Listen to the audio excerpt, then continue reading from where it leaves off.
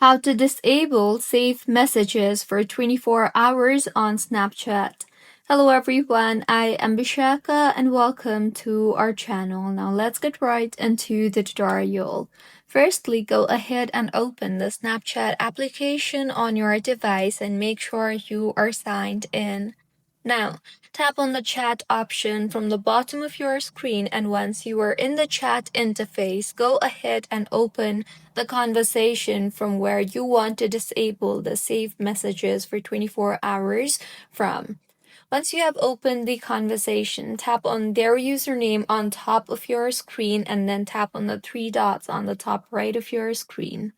You will see the option for chat and notification settings. Tap on that and then tap on the delete chats option you see there.